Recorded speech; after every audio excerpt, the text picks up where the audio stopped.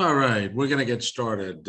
Welcome, everybody. Welcome on our Stop LAPD Spying Coalition's third Tuesday of the month general meeting. It's been a webinar since March 24th of 2020. My name is Hamid Khan. I'm with the Stop LAPD Spying Coalition. So this is basically this is our webinar number 70 over the last 73 Tuesdays since March 24th of 2020. And as some of you who are familiar with the work, we're based out of Skid Row in downtown Los Angeles. Our home is at Los Angeles Community Action Network, where we would hold a meeting every Tuesday, a community meeting on different issues. And third Tuesday was a general meeting. But when COVID hit, we had to pivot. We had to shift gears. And, we didn't want to lose contact. We wanted to maintain that continuity for our conversation, organizing, building power, and abolishing this mega national security police state and white supremacist system. So, but it has been a struggle, I would say, because as organizers, we all want to be out on the street all the time, but just being respectful of people's spaces, respectful of, with all these variants going around. Hopefully, we're going to try and get into a hybrid system as well. We've been looking at LA Can, how do we meet in person, but also continue building, because one of the opportunities that came up as a result of us being on Zoom over the last 70 Tuesdays, I guess, that we were able to really kind of just expand the bandwidth and make contact with folks around the world. And how people, for example, we've had trans organizers from Saudi Arabia dial in and share the organizing they're doing under some very dire conditions. We've had folks dial in from New Zealand, from South Africa, talking to us about predictive policing and the work that we are doing. So in a sense, just rather than constantly catching up to the train, we've been trying to stay on the train as the system moves, as the violence continues to build, and as it turns into a global security state, as we have been dealing with this. So today, I'm really happy to, the first Tuesday of the month is how the national security police state intersects with the war on youth, how the youth are being impacted, how they are being targeted, how they are being turned into suspect bodies. And obviously on the ground, many of you may have been following the fight. There's been a fight against gang injunctions, gang databases, random checking, this, then the other. But increasingly what we are seeing is that how the police state is now, turning policing of the youth into a national security situation, where they're using these theories, these debunked and discredited actions around violent extremism, radicalization, which originally started off by targeting Muslim youth, but now how it encompasses. So there are programs that are now based on behavioral surveillance tracking kids K through 12. And in the state of California, this is an FBI program. So that's the first Tuesday of the month. The second Tuesday of the month is, the first Tuesday that is being led by Akhil Gopal and Nadia Khan, who've been leading that fight for the coalition. And then the second Tuesday of the month is the fight that is being led by Chela. Some of you may know Chela, who is an activist and an organizer, and also on our coordinating team out of Skid Row, and Mariela Saba, also on the coordinating team. And that's around how the police state intersects with gender and sexuality, and what does it really mean about, like, for example, working with the sex workers, and how do hotspots and predictive policing impacts sex workers, or looking at the online stalker state, that how sex workers are being traced and tracked and monitored as a result. So just to give you some examples as well. And the third Tuesday is a general meeting where we look at the political landscape and kind of have these conversations. The fourth Tuesday of the month is around data-driven policing. It was originally around predictive policing when we were still meeting in person, but because of the power that was built for some of the folks who are on, I can see them on the screen as well. Collectively, Jed, Annie, Audrey, a bunch of folks over there involved, just really out there, we were able to dismantle LAPD's predictive policing programs. But they didn't skip a beat. They came out with this other, this is completely messed up system called data-informed community-focused policing. So that's the fourth Tuesday of the month, and that is being led by Tiff Guerra and Shakir Rahman, Jamie Garcia, our comrade, who's been a 10-year comrade at the coalition is stepping away for a couple of years, but they are also now, they've started another working group looking at the intersection of the police state and public health, that where is all this thing going now with all the information sharing environment, with Palantir gathering all the information, how is data being processed? So what would that look like under the guise of COVID? These conversations. So in a sense, sharing this where we try to create a space where it becomes a process of collective learning. As a part of collective learning, engaging in critical analysis, but also through that collective learning, knowing our fight so we can build that collective power where, that we're not confronting them, but we're also confronting them on many different levels. That when they say something, we flip the script on them and say, no, this is bullshit. We've seen this shit before. So, so in a sense, on various levels, building that fight. So today, we have looked at the political landscape. We know what's going on. On July 30th, the LAPD released its Echo Park After Action report. And that 104 report, short of calling it a sheer propaganda stunt, also had some interesting, content as well, which helped us as an organization that engages and organizes against the national security police state, that how we are being surveilled, how we are being spied upon, how we are being infiltrated. It was really helpful to see, for them to acknowledge the tactical operations that they were engaged in. So we will talk about that a little bit. We'll also have folks who were on the ground, Street Watch and other folks. We have folks from Street Watch, our comrades, and people who were residing in the encampment as well. So it'll be great to hear from them as to where things are. Then we'll go into have a conversation around 4118, that this is something, especially being in Skid Row at LA Can, just 4118D particularly, has been a fight for years and years and years. And this thing was instituted, this municipal code was instituted in 1967 or 68. So that fight has been going on almost over, I would say, 50 years now. And here we go again. We circle back. People fight back. People organize.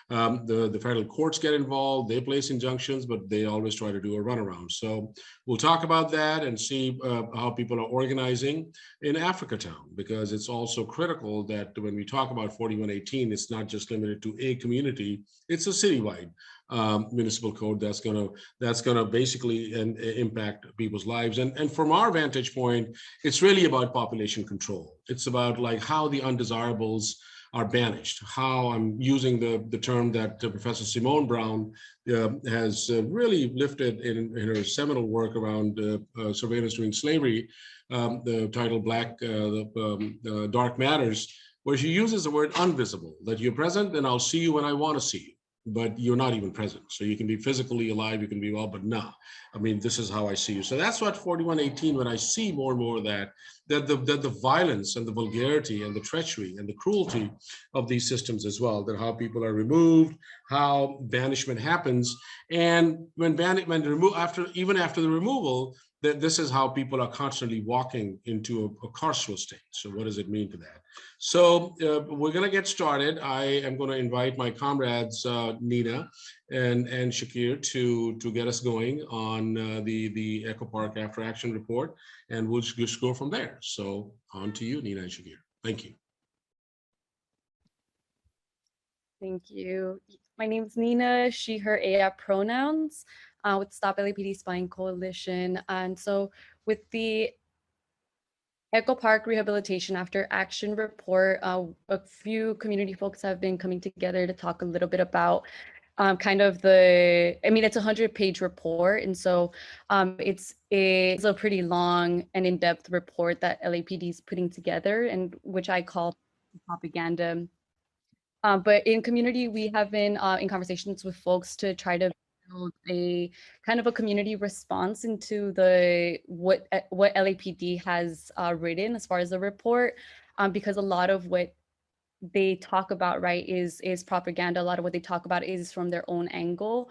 And so we are working right now with community folks to try to build a zine to address or look at the different programs as well as the resources that were wasted with the Echo Park mass eviction that has been a long-term in the planning, which is something that I think it's really important to talk about how like they talk about like this the 3 days of eviction, right, and the level of police violence, but how this is something that was literally planned by several entities, including the city attorneys and several other nonprofits, academics as well. And so those partnerships and that collaboration, which we know have always existed, but I think with the Echo Park report, it lays it out, the structure and the ways in which they're organizing these efforts for dispossession, for displacement, for criminalizing, for doing everything but supporting communities' needs.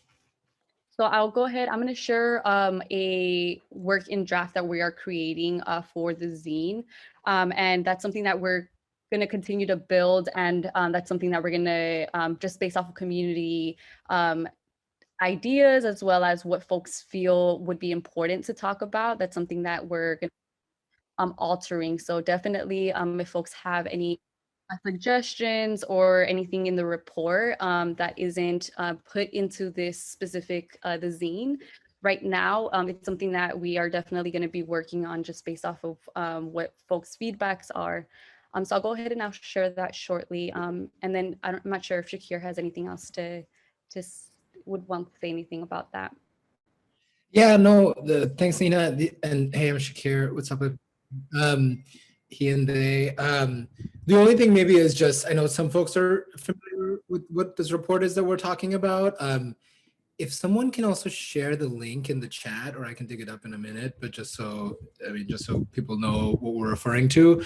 But just generally, LAPD does these after action reports after kind of their, you know, like often spectacular examples of violence. And so they produced one of these reports after kind of documenting or doing their spin, their propaganda on their violence from the protests last summer.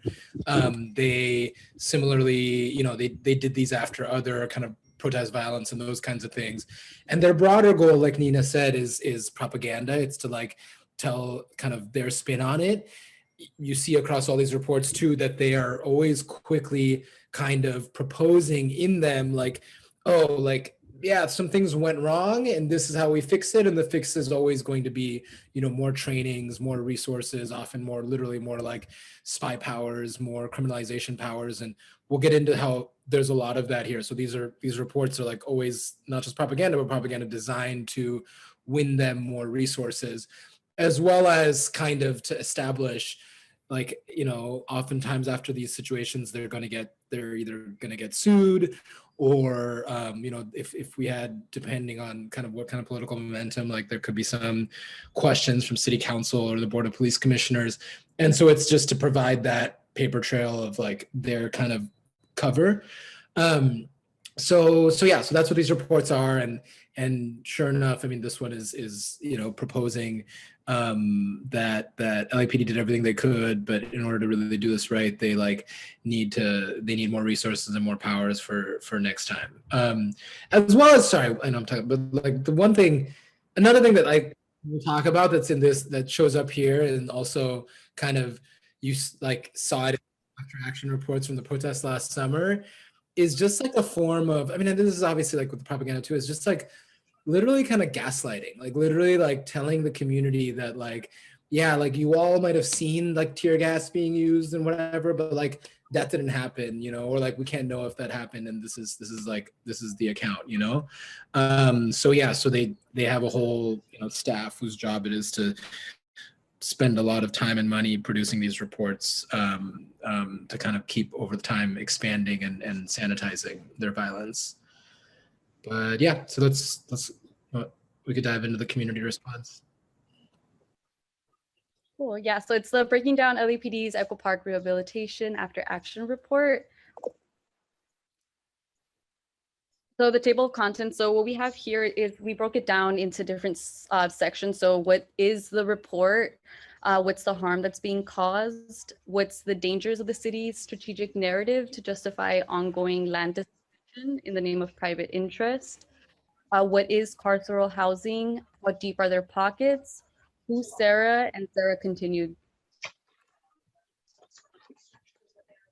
So the Echo Park Rehabilitation Report, as we said, it's a piece of propaganda that's written by LAPD, and it just outlines the infrastructure and the resources that were used to criminalize and to conduct this mass eviction. And as the report outlines, it's multiple different entities that are working to cause this harm, from Mitchell Farrell's office to LA Sanitation, the Housing Authority, the department, the Rangers. There's a long list of folks that have participated and are part of the web, right, of the infrastructure that allowed and continues to allow the disposition or the evictions of folks. And one thing that we did when looking into the report was looking at the ways in which the municipal codes have been utilized as a way of being able to start what they call proactive engagement, or something in lieu of proactive enforcement. And so they talk about having folks going in to these spaces and surveilling, as well as having the administrative citation enforcement, which I want to highlight the fact that, like, when you're poor as well, like tickets, that's a punitive way as well of dealing with either being unhoused or whatever issue it may be. And so the city talks about it as it being something that is in lieu of proactive enforcement, but it's also a punitive force. And so housing with strings attached is state-sponsored extortion. One other thing that we were talking about is so the violence, or the narrative that was used by the state and LAPD to justify that. And so in the report, they do talk about folks as folks in the community as well-equipped people experiencing homelessness. And so this kind of the painting of this picture of these folks that have outside support, and kind of trying to paint that narrative, I think it's really apparent in the way in which they talk about community folks. And besides the lies that we know are in this report, it's just a kind of the most overt way that it can conduct or write about community folks. So carceral housing as well is an important thing to talk about, because the city is constantly talking about how they're providing folks. They were doing outreach and they had folks on the grounds. But that's also when you talk about folks refusing to accept certain either shelter or housing.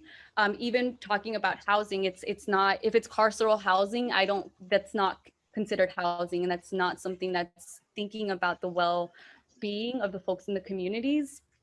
And we know that under capitalism in nation states, that it's a business model. It's people profit from having folks and from housing specifically. And so that is something that we have to make sure that we're focusing on, is rather than what the state provides or what LAPD says that folks are refusing these things, understanding why folks are refusing it, especially coming from an abusive relationship like LAPD and like the city.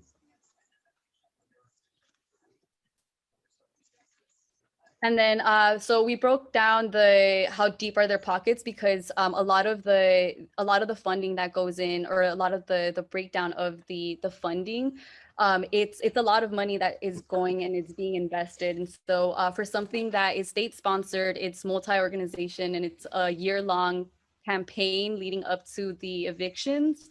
We wanted to also highlight the amount of resources and the departments that have been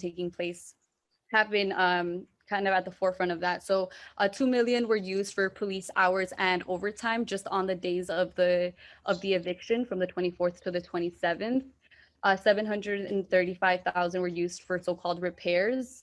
But even within that, I would question what repairs they deemed that they needed, as well as $250,000 for CCTV cameras, which doesn't also include that it goes into, once the footage is gathered, it also goes into a centralized system, which the report doesn't really talk about as well.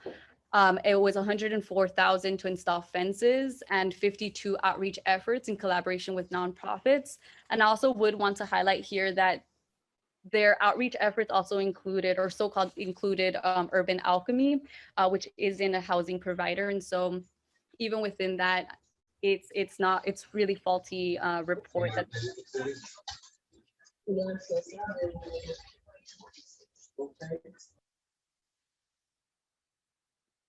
Cool. And then one other thing is that they also, as part of the year-long process, they met with the city attorneys several times, at least 7 times, to seek out legal advice. So also the ways in which kind of reform and that the city attorney is working with LAPD to ensure that civil liability and potential risk management concerns are addressed, which we know is bullshit because they're still community folks that have been attacked and have been arrested because of the increased surveillance and increased police force in Echo Park.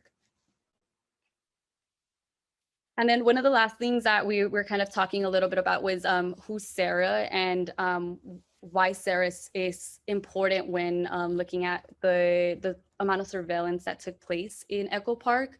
The commanding officer of Rampart area was the one who basically initiated the Sarah project or Sarah model in Echo Park, which includes surveilling folks. So from monitoring social media and doxing folks as well to infiltration, as well as the neighborhood engagement areas where they're specifically going in and trying to engage the community, figure out who are the stakeholders. So in that, it's also their efforts in working with NIMBYs and gentrifiers. And they name that in the report. They name that they think of gentrification as a good as good for the community, right? And how there are these rowdy people and these organizers and these folks that are coming in that are creating havoc. So it's really important to make sure that we're talking about how Sarah as a policing model is being implemented and utilized to conduct these types of surveillance.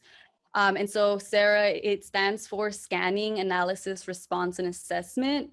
And then part of that also includes the CCTVs, having foot patrol. So a lot of the commanding officers were also present as well, taking notes. And so we know that that's a coordinated effort. And so we should also be understanding that that information is being shared between the departments as well.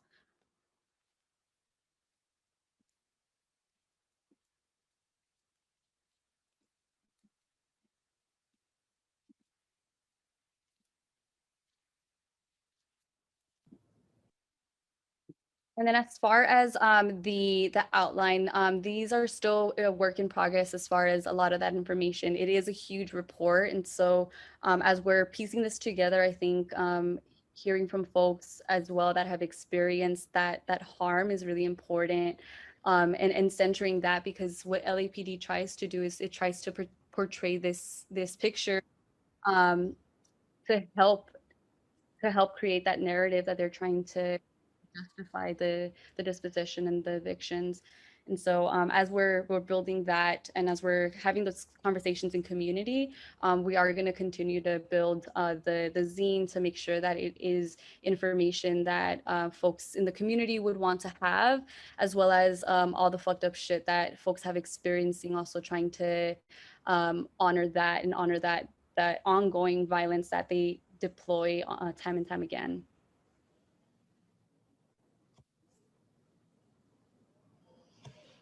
Cool. Yeah, thanks, Nina. There's a lot there. So maybe this is a good time to open it up a little bit to see if people have either questions about any of what Nina kind of covered. And that's questions both, like if something isn't clear or, something about the report or something that we might want to add, or suggestions, or even, if folks have kind of the direct experience either from being at the encampment, around the encampment, or at the raids of all these kind of elements Nina's talking about the surveillance leading up to it, the use of the Sarah model, this kind of carceral housing, which can be a way of thinking about, or that's how a lot of people have seen kind of Project Roomkey and a lot of these other offers. Maybe if anyone has questions or anything or anything to add, I think you should be able to mute your own mics. yeah, so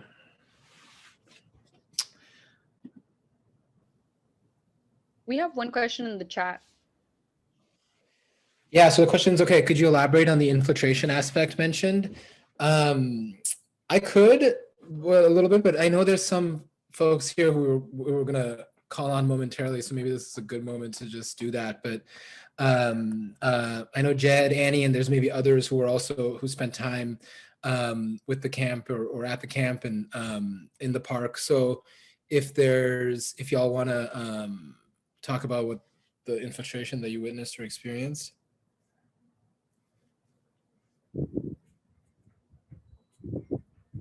I can speak a little to that as someone who supported the camp pretty closely, regularly, daily since November 2019.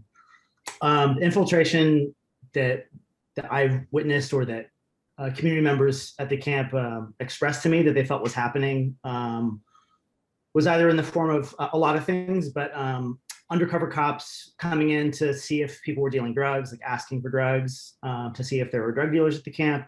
That were very obvious. Folks had mentioned to me, like the same characters would show up and ask using the same lingo that was like not correct, street lingo, and just very obvious undercover cops. But also folks showing up to the camp, you know, this is again what they expressed to me, was that they felt some community members who were actually living at the camp might be police or weren't at first, but maybe eventually collaborated with police and spying and relaying information.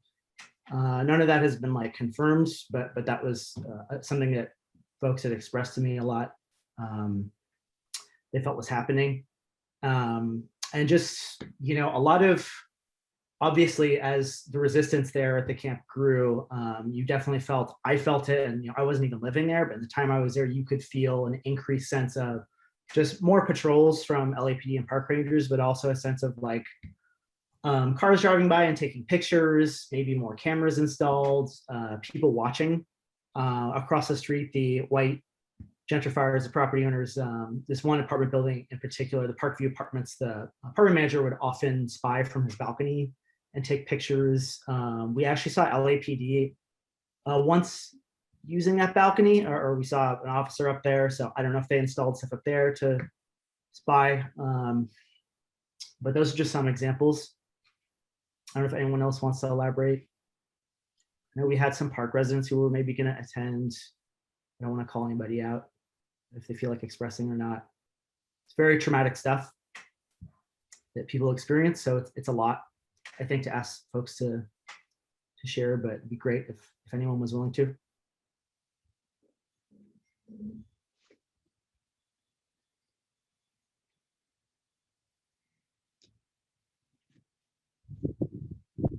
I think maybe one question, if as folks are thinking, maybe just to ask Jed, yourself, or other folks as well, is we also have to expand the whole notion of infiltration as well, and we have to start looking at partnering nonprofits with the system as well as to what are they doing with your information. So I think that sort of tends to get a pass, where, you know, if there are particularly, I mean, we always kind of look at our partners, our collaborators in the community. Well, who the heck is your collaborator and your partner in the community? What's happening with my? So I just wanted to throw that in the mix as well in the conversation. Yeah, if I could directly just appreciate you bringing that up, but I forgot to mention that's a huge piece of this. It was referred to urban alchemy. Even today, I had some folks who used to live at the camp who came to our phone charging table and just said, you know, like I've heard many times, oh, they're ops, they're just snitches. Urban alchemy for the city, clearly. That's how a lot of people felt. That's unfortunately how I feel about them now. At first, urban alchemy I thought was great because they station the porta potties around the city that are really needed everywhere at encampments. And then suddenly they were just walking around the park and just talking to folks, but not offering housing. They're not a housing provider, like it was mentioned earlier. That's not. So very, very curious as to what they were doing. And now a lot of people feel that they were just there to survey and relay information to LAPD, to spread rumors and lies, which the mayor himself relayed as if it were fact about the encampment. The demonization stuff that, yeah, I mean, about us too, about organizers, right? Street Watch, we heard Urban Alchemy has been telling their employees at Streetwatch LA get paid to keep people homeless, which is like biggest gaslight. I mean, coming from a group that has a CEO that makes like, I don't know how much money she makes, Lena Miller, but she makes quite a bit of money off Urban Alchemy. None of us get paid in Streetwatch. And we want housing as a human right. So what the fuck are they talking about? But yeah, that's just another example of a big nonprofit, religious groups coming into the camp and offering and saying, come and talk to us. And, you know, it's, if any other residents who want to express their experience with that, with the nonprofit entities and, you know, random groups that would come in and out, videographers from social media or YouTubers, live streaming constantly, the media from LA Magazine, who did that horrible hit piece, kind of coming in and presenting like they want to get the real story and to humanize the homeless folks at Echo Park Lake, when really they were there on behalf of big real estate to expose, get information and paint people in a horrible light. That was all, a lot of us felt all coordinated with the city and with real estate to demonize everybody at the park and anyone who supported them.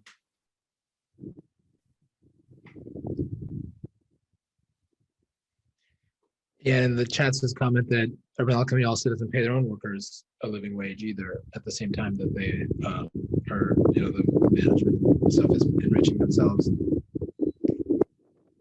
So yeah, any more comments or thoughts on that? You know, these different kind of notions of infiltration, which, you know, goes beyond maybe what you might think of, like when we think about that word classically, it's like an undercover cop, you know, sneaking into the camp. But obviously there's all these other ways that police kind of collect information through informants, whether that's from the community, whether that's from the kind of reaches of nonprofits, which are very much sort of extensions of the state, or through surveillance and other means. So yeah, if anyone wants to share any more about that.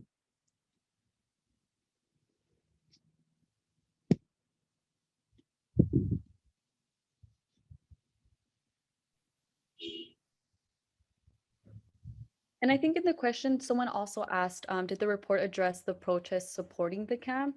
And so in the report, they do have a huge portion where they talk about kind of the, like them, like the, being aware, right, of the political climate that was taking place. And so as they were planning for the mass eviction for the year long, they were aware that folks were, they were aware of like political dissident, or they were aware of, for example, Street Watch and other community folks as well, working with and building community with folks.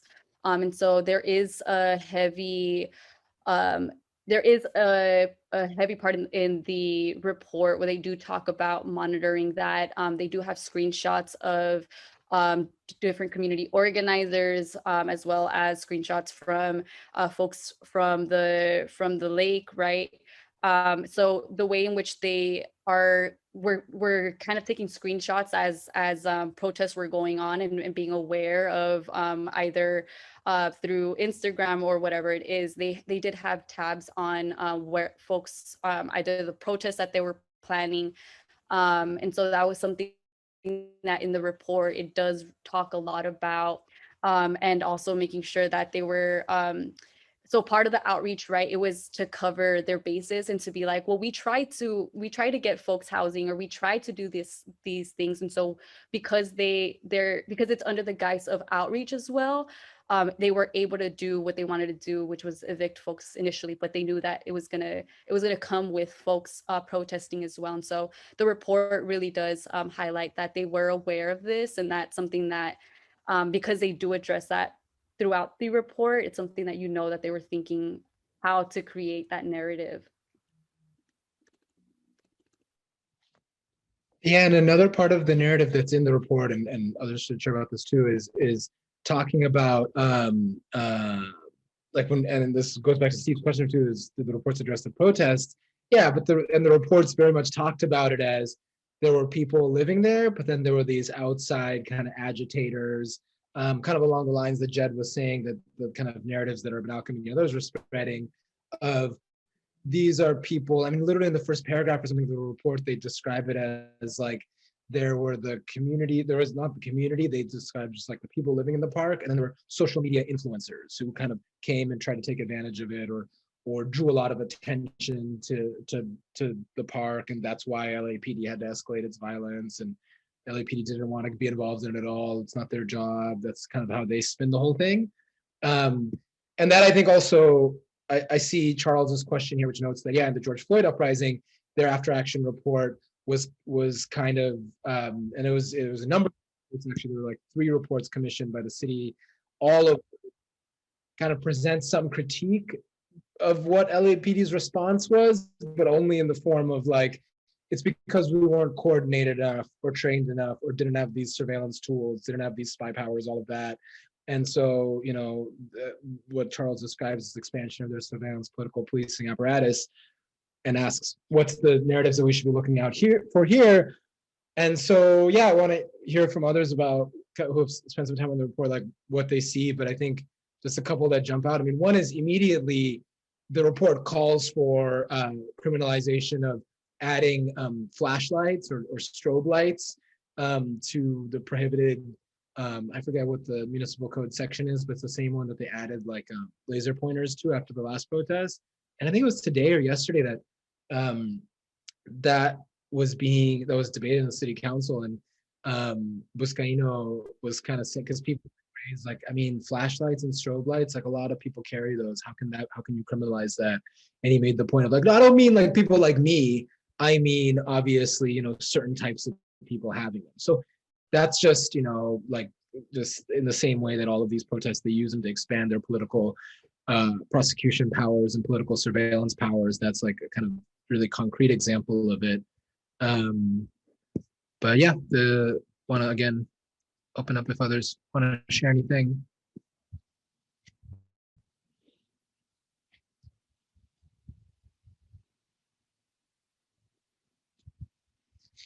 I see Marco, you got your hand up if you want to unmute. Hi, everyone. My name is Marco Antonio, pronouns he, him, his. I do have a question. I'm wondering how we can combat all the messaging that's coming out, right? Like, for example, do we have numbers of not just like intermittent housing, but of like quality, permanent, supportive housing units that are built within the county, so that when people say, well, we're offering them housing, can we say, well, the housing that you're offering them is...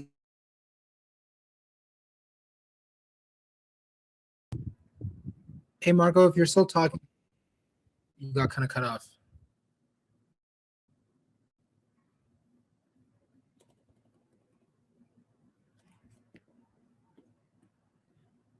Can you hear me? Am I still cutting off?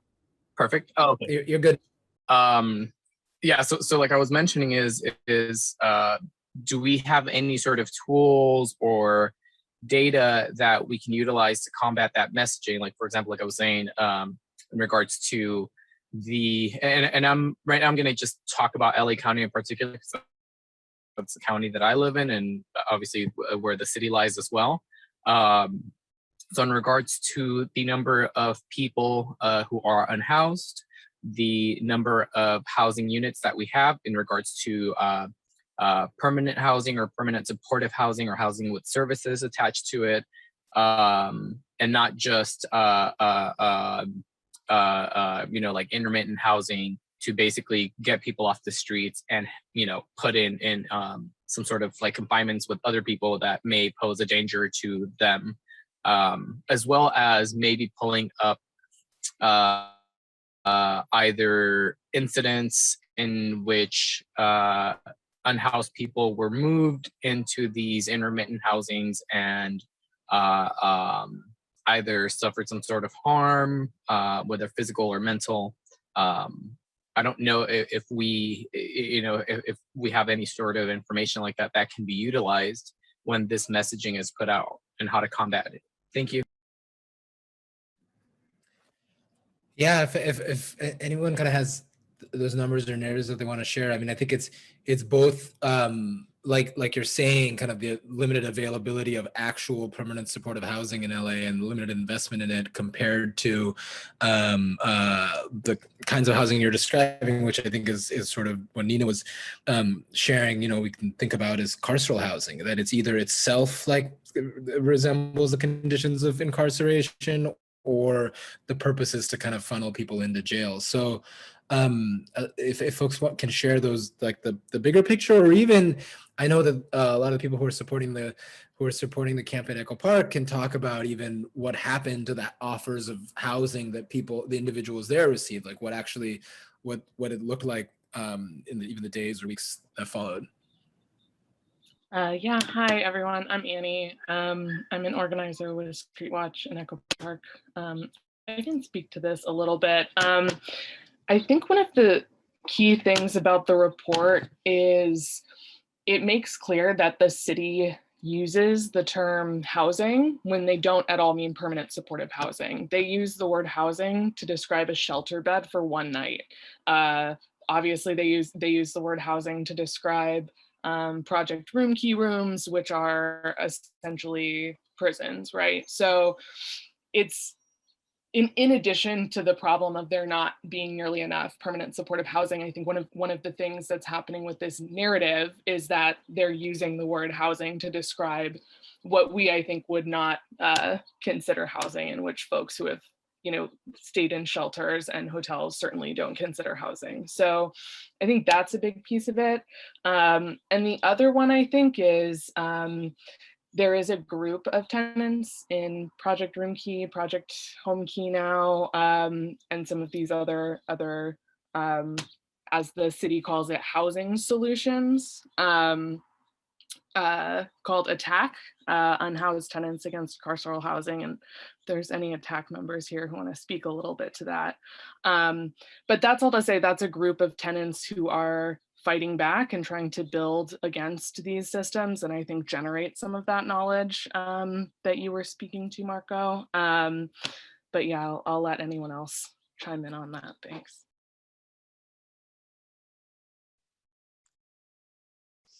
I could answer part of the question with respect to the permanent supportive housing. I'm with the End Homelessness Now LA campaign, and we've been pushing the city since the summer of 2018 to invest the HHH funds and everything else they could get into actual permanent supportive public housing, so that it stays off the for-profit market forever and provides homes permanently, rather than all of this crazy running around that we are seeing now. They have categorically refused to do that. The HHH projects are costing $600,000 per unit. There might be 600 or 700 of them now that are more or less open, but it's very slow and very minimal. And in responding to this kind of stuff, it's off the chart. What the city has spent its money on, and over $100 million from the state it got a couple of years ago, are all of these so-called bridge housing shelters, often big tents or places that they're renting and paying $3, $4, $5 million for each, that are congregate and can only be half used. We have COVID outbreaks now, and have had limited capacity, of course, during the whole last year and a half. They've also wasted $134,000 per unit to create some of these tool shed housings. The research that we've done showed that you could get whole unit pre-manufactured homes, studio and one-bedroom apartments for that amount of money. And then they're not doing that. They're just throwing good money after bad. They're throwing it to all kinds of businesses and developers that are making the most money off of it. And they are absolutely not creating the kind of housing that we need. They should be buying lots of hotels and turning them into real apartment complexes. With the kind of money that they have and they will get, they could do a lot more of that. So that is just an appalling lack of what they're doing. Our group is going to put on a town hall in September, to which we'll invite certainly you folks and others to take part and really take a hard look at this cops versus homes aspect of where the money's going and what's happening. Yeah, if I could add to that from the Echo Park perspective, thanks, Val, for that. Yeah, just today, actually, it's crazy. I talked to someone who's staying at one of Mitch O'Farrell's, like the concentration camp or sanctioned campground, as he calls it. And there's also the tiny sheds in Echo Park. And apparently he said at the tiny shed site in Echo Park, there's like a bunch, most of the sheds are vacant right now. They're just sitting there. And it's either, the question is, why are they're not hoarding sheds. They're hoarding apartments all over the city, but now they're hoarding sheds. Or is it that people don't want to live in those sheds because they're carceral? That's something to investigate. And Urban Alchemy also runs those. But just to answer the question about, that I think Shakir brought up, which is like these offers of housing that LAPD says they gave to the camp. The opposite is true of what LAPD said. It was like the biggest gaslight, or one of the big ones in that report was, here's the facts. Like, I literally know two people off the top of my head, John Dell and Jordan, two young Black men who were at a shelter in downtown. They were kicked out of a shelter.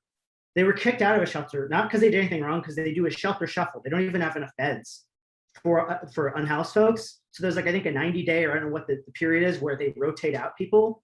And they literally told them, why don't you just go to Echo Park and we'll pick you up when a bed opens up. And so they literally got kicked out of the shelter and went to Echo Park. And LAPD did not offer shelter beds. And if they did, and I mentioned this to Ahmed and the folks from the coalition the other day, I know folks who accepted, when the senior lead officer Solario comes and says, oh, we got you housing. I'll get you housing tonight. Right now, you want to go? Let's go. And I know someone who said, yeah, okay, let's see what this is. Ended up being a shelter bed in Watts. And this is my friend Edward, who's elderly, and he said it was worse than prison. And he left after a week and came back to his tent. Said it was horrific, the conditions and how they were being treated. And they don't even have beds. They say, like, when they were trying to evict the Echo Park encampment in that November of 2019 to right before COVID, there was no offer of even shelter beds because they don't have them. They literally were saying, you can't be here. You can't be in the park. That was what they were saying. You can't be here. That's it. So they didn't even have shelter beds to offer. And the folks who were living at the park, or most of them, had really bad experiences at shelters and were not willing to go, accept that. And they made that very clear to the city in multiple letters they wrote to O'Farrell. So it's really, just insane that the city claims they had housing to offer. They did not.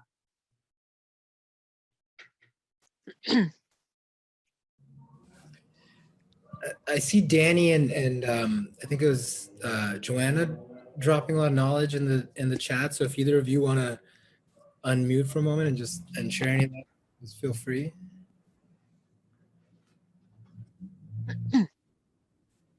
Yeah, can you hear me? Yep. Cool. Yeah, I mean, like, that's the thing, right? Like, everybody that knows, that does this work with tenants or with unhoused folks, we know, and like, we need the community to understand that rapid rehousing and interim housing is not housing, right? It's not permanent housing, and these are not solutions. And like I said earlier, we just found out, like 1,500 shelter beds that they just opened are just that, shelter beds, just like Jed and Annie and all these comrades are saying right now.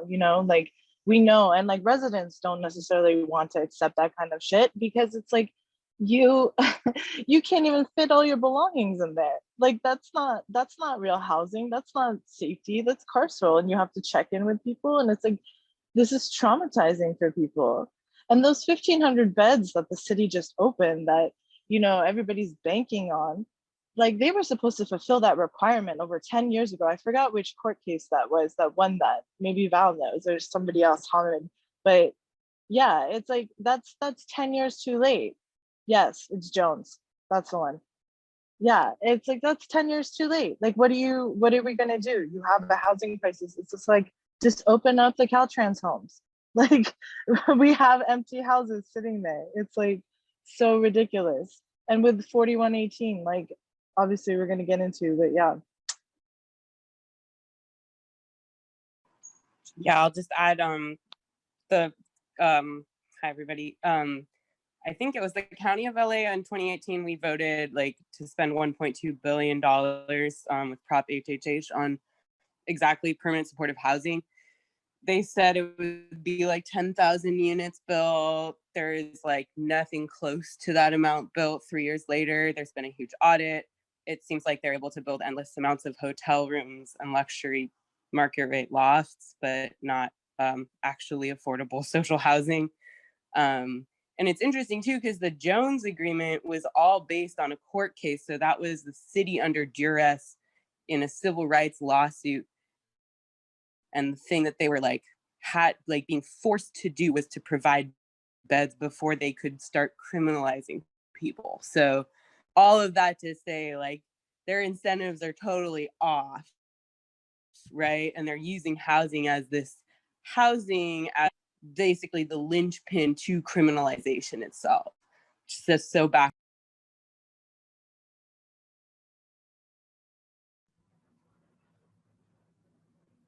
Marco, I see your hand up. You're on mute. Thank you. Yeah, I have another question. I'm wondering what it is that people can do in order to also get nonprofit organizations or developers of housing to maybe become a bit more proactive when it comes down to these types of issues, right? I know that we have various developers in LA County who do receive, as mentioned, a ton of state money to build housing. And I'm just curious to know if anybody has any ideas of how to make sure that they are also bringing these issues to the forefront, right? Because I feel like a lot of times many nonprofits will remain silent and because they're scared of losing funding, whether it be from the state or be from other sources of funding. But I think that we need nonprofit organizations and nonprofit developers on our side in issues like this. I'm just curious to know how we can get them to jump on board, other than just promoting the fact that they build housing or they house the unhoused, but also making sure that they advocate for when things like this occur. I do have to hop off pretty soon because I do have another meeting, but if this recording is made available, that would be wonderful. Thank you. Does anyone want to dive into that question or even what the discussion earlier about the Jones and all that? Well, I can add a little. Oh, okay, go ahead. Go ahead. Well, I was going to add a little bit. Even the nonprofit developers are stuck with the high costs of depending on what they're building, and so they have to get into these agreements with the banks and the financiers and everything else, and all of this stuff comes with these expiration dates. The old ones that are expiring and dumping people out now from 30 years ago, that's happening. They're putting a 55-year limit on these ones that they're doing now, but the biggest problem is the individual cost of that, and the private developers and the nonprofits have to pencil it out to be able to afford it, as compared to if you create this as public housing, where first of all you start with the land that you already have and you take out about the 40% that gets spent just on all of the administration, the legal, the everything that goes to people who make a lot of money and don't get very much built.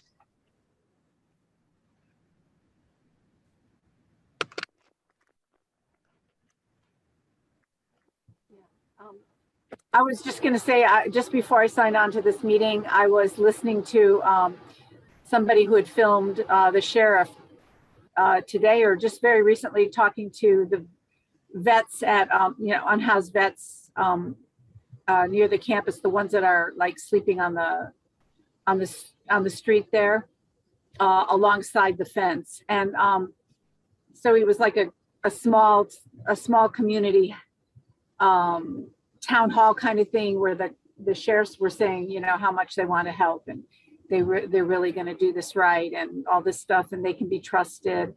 And one guy said he would go into housing if there was a viable option, right then. And the sheriff said, right now, like you want to commit right now, and I'll drive you, and the guy was, yeah, I'm on board.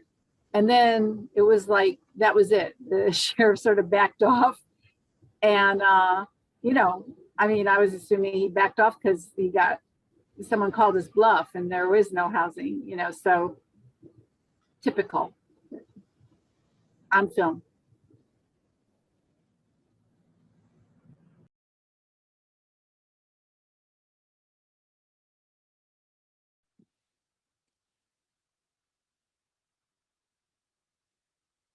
Oh, yeah, I don't think there's any other any hands raised, but if any other folks have any last comments before we head to the next section. Cool. Okay, well, if folks don't have any other further questions, for that part of the Echo Park report back.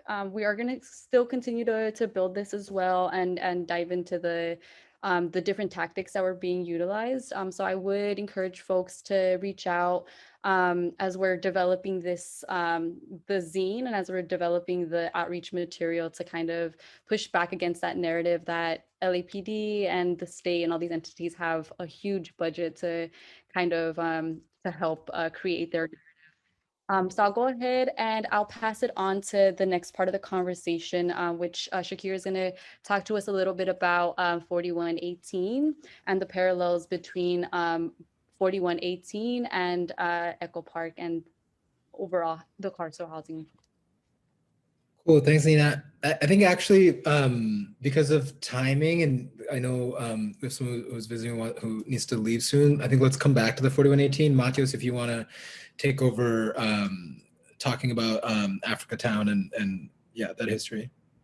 Yeah, thanks so much, Shakir. Hey guys, Matios, he, him pronouns with the Stop LAPD Spying Coalition, also with Black Lives Matter LA.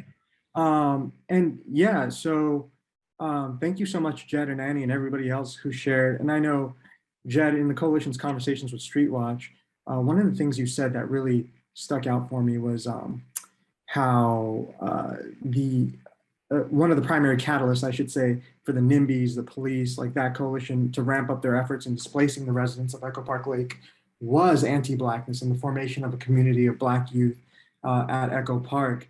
And I know we're going to talk about 4118 a little bit more, but you know, since all that happened and 4118D's been introduced, we know what they were trying to do with these violent displacements was lay a kind of framework for that, how they would implement 4118D.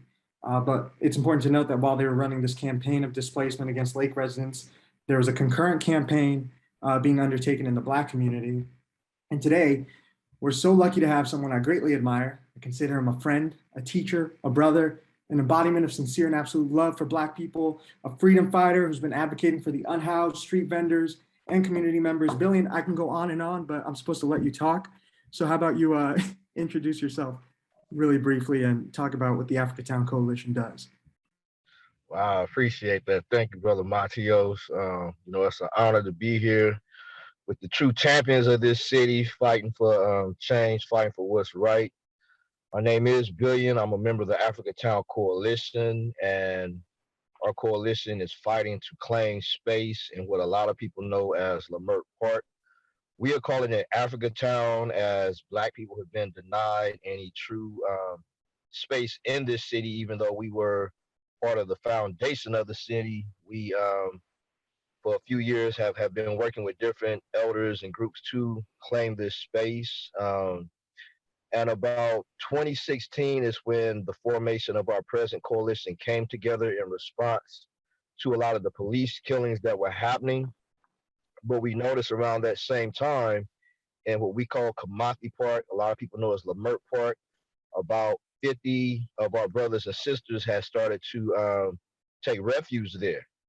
And many of them were people from the community, folks I saw grow up, folks I grew up with. Some of them, you know, like my family, we lost our property due to a mortgage situation. You know, where the banks adjustable mortgage rates.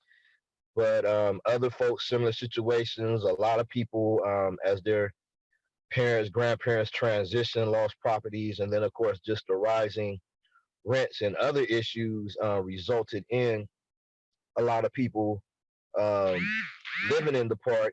And you know, as you all say, NIMBYs, we found there are a lot of Black NIMBYs, you know, the petty bourgeoisie, who were working along with the council people and other political figures over the area at the time. It was initially Herb Wesson, and Mark Ridley Thomas was the county supervisor initially. And our coalition came together in 2016, but we found in 2015, Herb Wesson, Mark Ridley Thomas, and others came together with representatives from USC, LA Metro, and other outside interests with what they call a 2020 vision for the area. And it basically included getting rid of our brothers and sisters that were unhoused. It included getting rid of the street vendors, the drum circle that initially was just every Sunday, but now it's pretty much daily, and other cultural aspects in the community, and certain businesses who they felt didn't fit this 2020 vision, and certain property owners. And what we found was that with the property owners, they plan on driving the area blight. So where the HH and Triple H money came out in 2016, it was allocated to nonprofits that were working close with a lot of political figures. And over the past couple of years, we found this money was mismanaged. You know, people were paying themselves generous salaries, paying their friends generous salaries when all they had left, I was trying to read that message, all they had left was enough to give bus tokens and sandwiches to the brothers and sisters that were homeless and not homes. And there's a bid contract, business improvement district contract that was being paid into the area to clean up the area. But again, that money was mismanaged and the area was left, still today, is being left up to those of us in the community to step up and clean the area ourselves. But all of this pretty much played into a situation where the residents, rather than looking at all the factors that created this situation, they were just looking at the end result.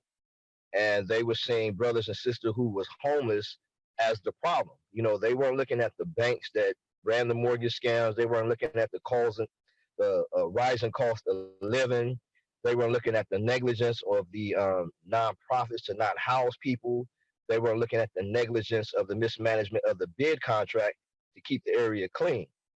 So initially in 2016, police were running into the park, physically assaulting brothers and sisters who were homeless. One sister had her eye busted with the butt of a bulletproof shotgun, and we then began to organize to physically push back against the police presence.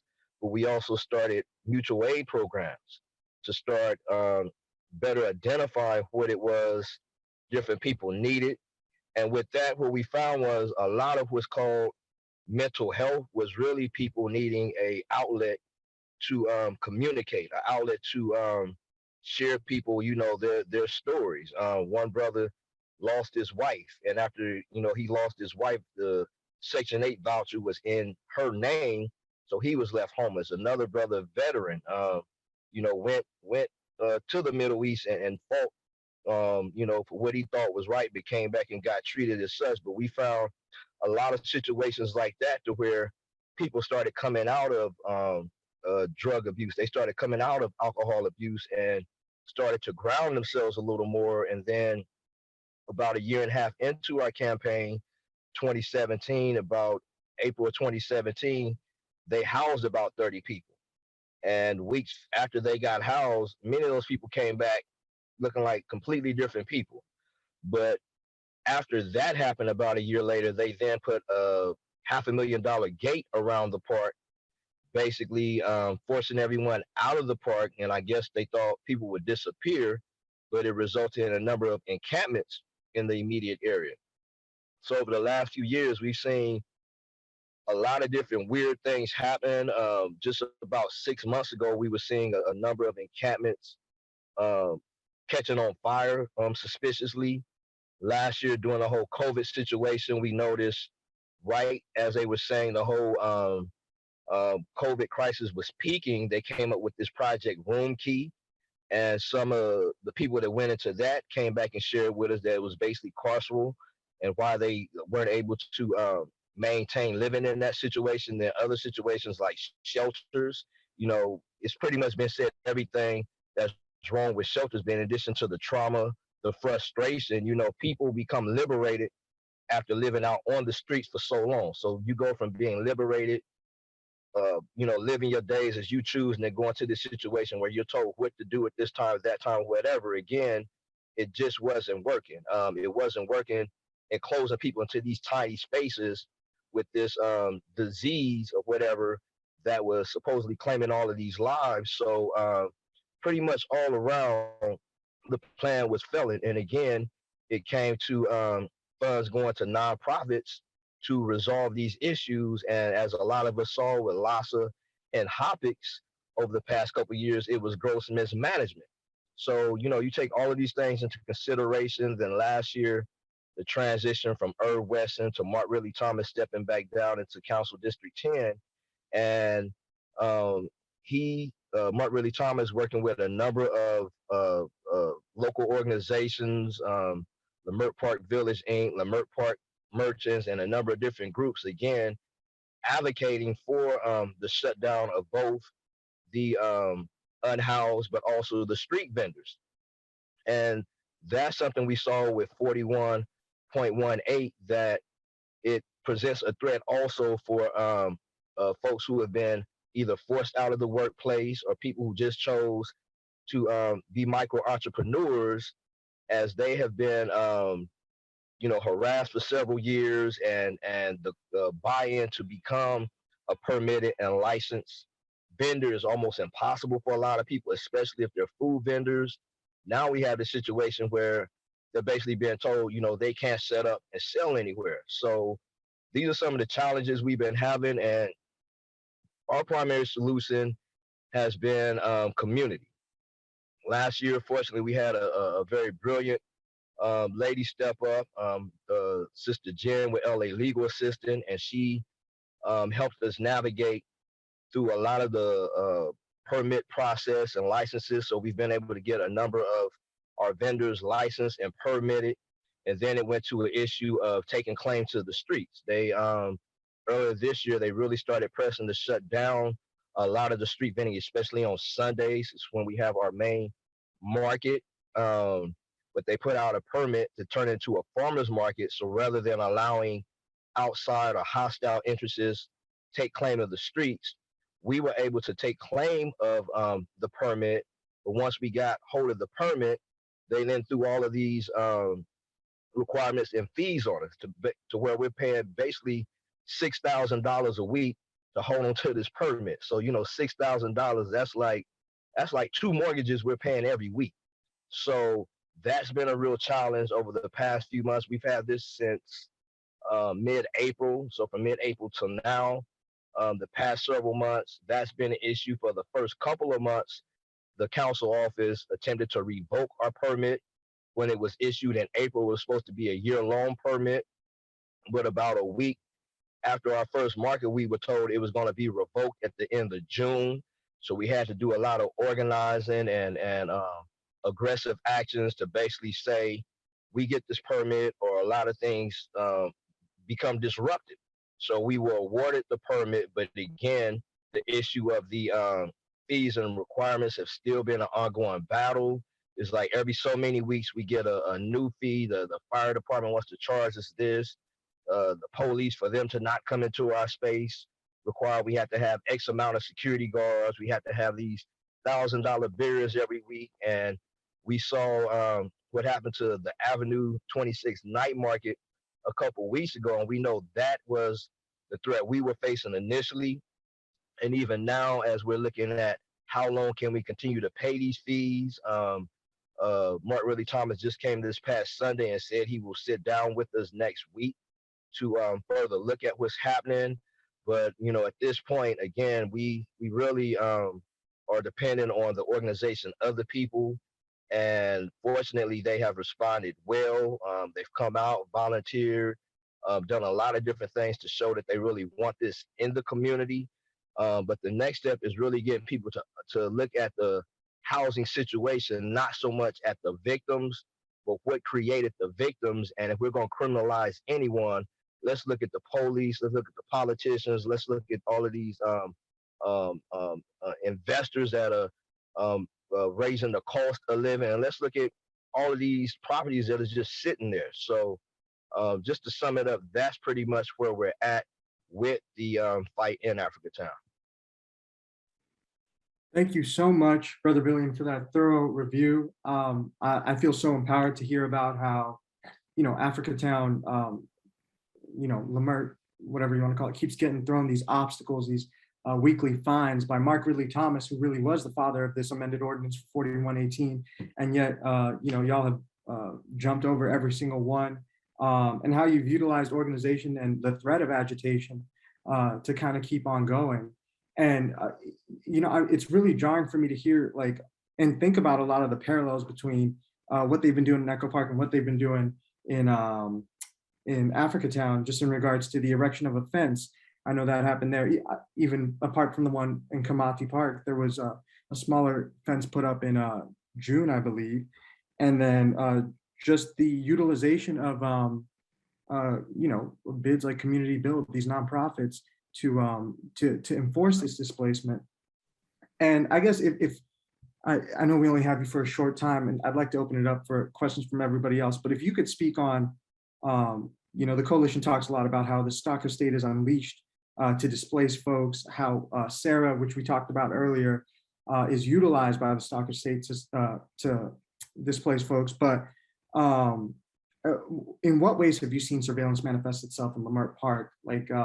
I think for me, one example I think about is, I know whenever I'm in that Black autonomous space on Sundays when the market's open, it just really kills the vibe to see Senior Lead Officer Paul Eveleth drive through in his car, or even Mark Ridley Thomas at some point. So just in what ways have you seen that same scanning, just surveillance? Well, it's been everything from overt to covert, again, with a lot of the local organizations, like I was saying, the Lamert Park Village Inc. and different stakeholders.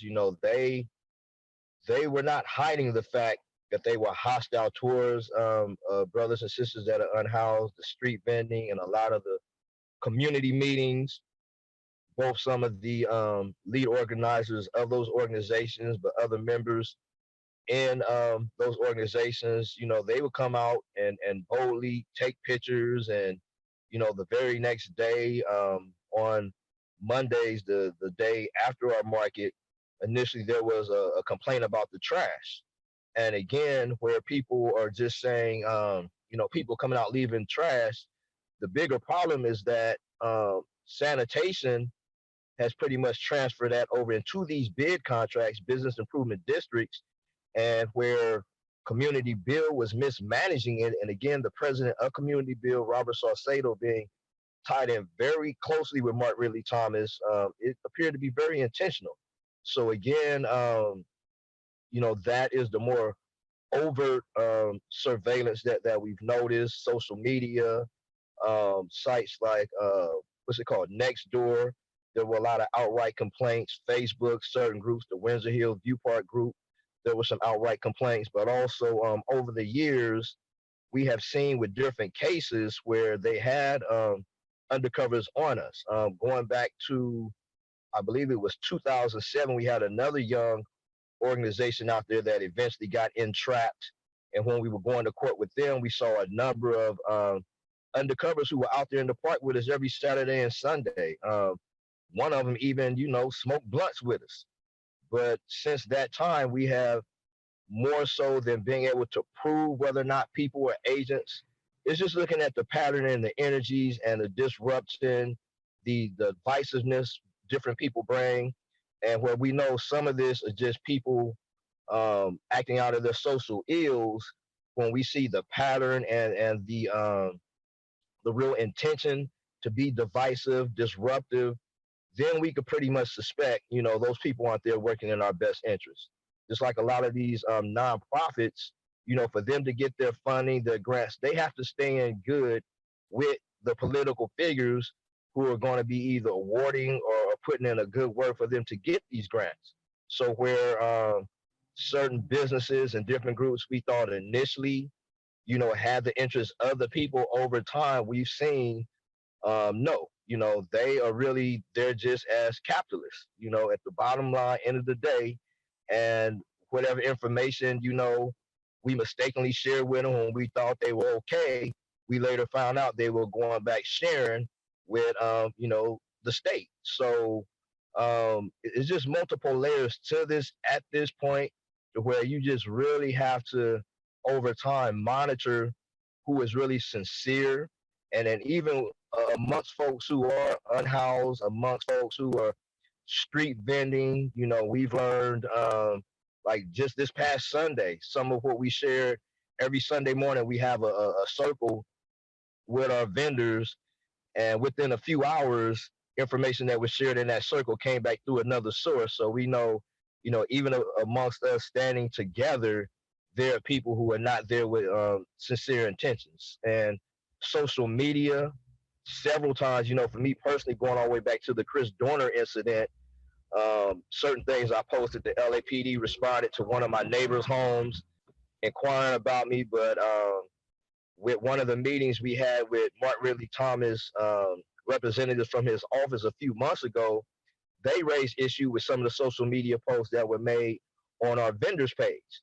And again, before and since that time, there's been a lot of response to different posts I've put up. So, we know they're monitoring that.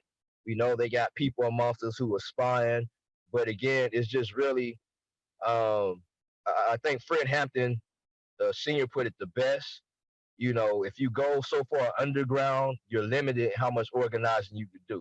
So you got to figure out above ground, even though you're seeing, even though they're watching, what strategies can you implement to push this thing forward? And fortunately, to this point, we've been able to navigate through it with some success.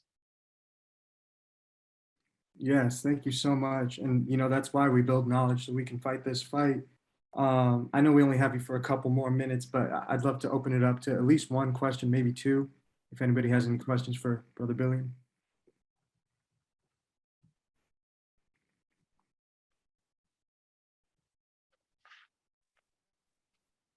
Billion, this is Danny. So what are the types of mutual aid programs you guys are working on right now? Like a little more detail. I'm sorry, could you repeat that? You said what type of programs? Yeah, what are your current mutual aid programs? I know sometimes you guys do like the barber program for like kids in the neighborhood and stuff. So like what programs are you guys doing right now? So every Sunday, we organize to feed folks, but actually throughout the week, we're feeding people. This past winter, what we have been calling our winter survival program had the most success ever, to where we were able to start getting rooms for people, tents, Street Watch came. I think one time they donated like 30 tents, but different people in the community came on a more regular basis and donated blankets, tents, sleeping bags. Right now, we are still helping people get rooms. We've even gotten to where we've helped a few people pay their rent, with this whole rent crisis because of COVID. That's something we've been dealing with. We've been able to, create jobs both with our Sunday market and the street vending in general, getting them resources to where they can get the permits and supplies they need, but also people can employ folks in the community. Like our cleanup team on the weekend are brothers that are unhoused. So, that's a way they can generate funds. But just whatever need we detect, we try to make sure we resolve it. Of course, we're working with the People's Budget LA and others to advocate that the city reinvest our taxes the way we need them reinvested, but immediately to address what's happening, because we've had a few people die out here. Out of the 4 people that's dying a day in LA, we've had our share of brothers and sisters die out here in Africatown on these streets while, these little sick ass games are being played. So fortunately, again, that's where the community has been responding to help us help ourselves.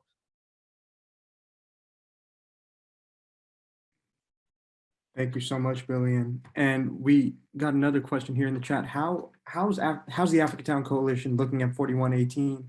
How could it potentially impact what y'all are doing in Africatown, even though we know you've got permits and you've jumped through all these hoops? how are you anticipating 4118's effects? Well, again, with the how they're limiting, where people can set up and whatnot, that's been a huge issue. Like right now, they are trying to remove us from the actual streets into one of the parking lots behind some of the businesses.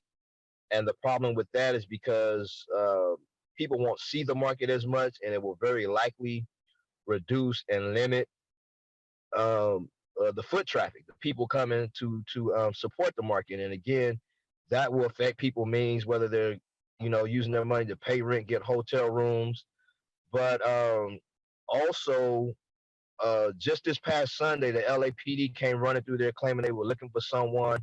And that was the first time we had that type of situation in maybe a year and a half or 2 years. But again, we know as these COVID mandates are increasing, 4118 is about to come. We anticipate the LAPD is going to get more aggressive. So that's why we're really trying to market and educate and get out what's happening there while people are really paying attention, because we know it's going to take the people's support to come and back us up once these laws go into effect and they start targeting what's happening there. And so I know you've got to go, and I'm so grateful you took the time to talk to us and educating us, and so grateful for all the work you do in Africatown. I guess my last question would be, how can people support the Africatown Coalition?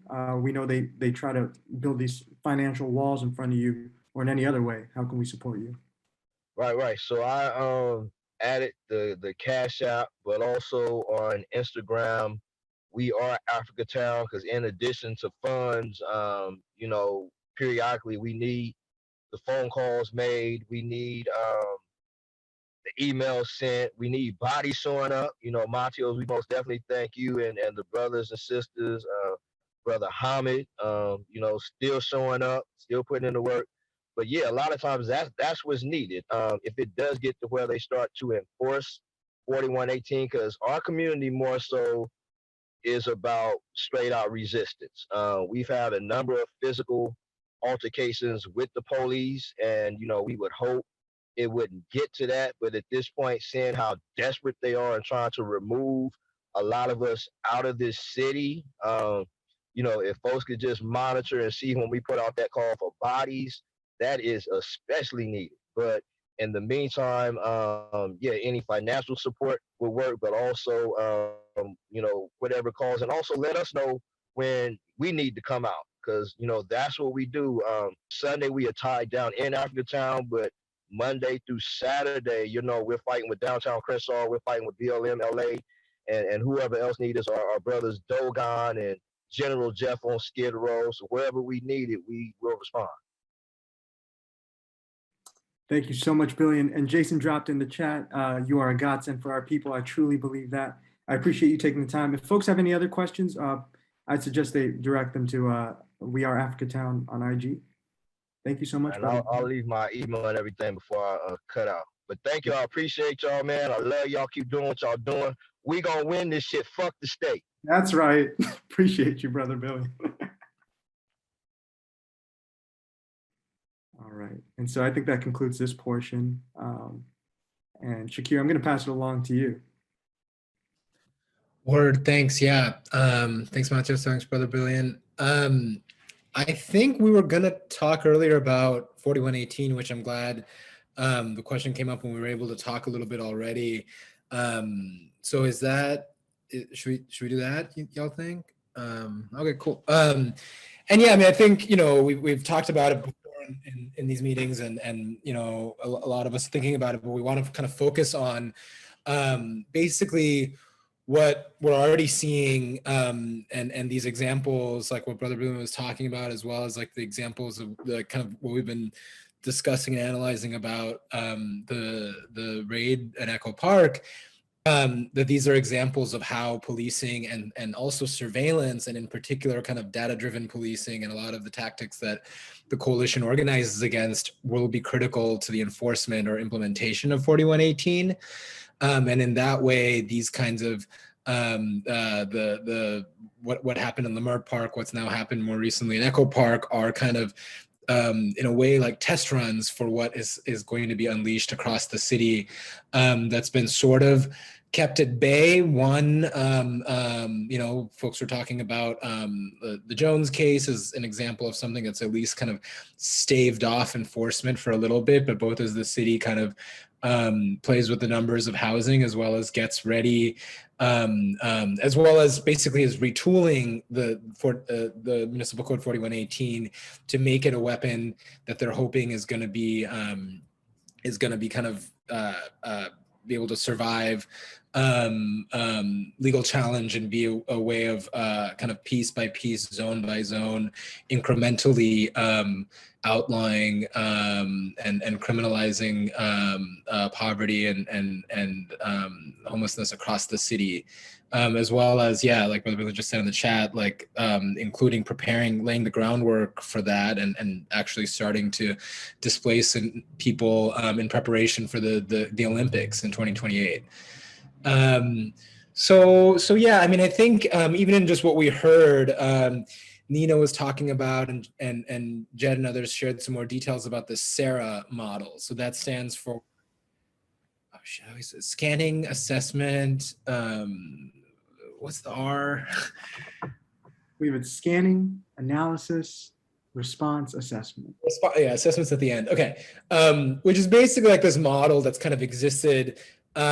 It's kind of like a management type tool, like it exists kind of in corporate settings, as well as LAPD has been talking about it for a long time, but it's now kind of formally part of what Hamid mentioned at the beginning is LAPD's replacement, or really their evolution of their predictive policing programs. Now what they've done in 2020, in April 2020, the same month that they announced an end to PredPol, which was the kind of for-profit predictive policing tool that they used, they announced something called data-informed community-focused policing, which basically takes like data-driven policing, police data mining, predictive policing, and kind of combines it with all these like kind of reform concepts, like for one, community policing, this idea of like, oh, we're going to put officers in the community whose job it is to like say hi and like shake hands with kids and like buy things and hang out, and like that's what policing needs,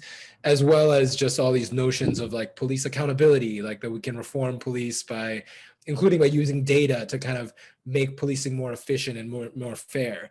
So those like reformist ideas are obviously not what anyone who was fighting predictive policing and fighting back against it in the community was asking for, but they're what LAPD has kind of, with the support of reformers in the academic community and in nonprofits and all, have kind of pivoted to.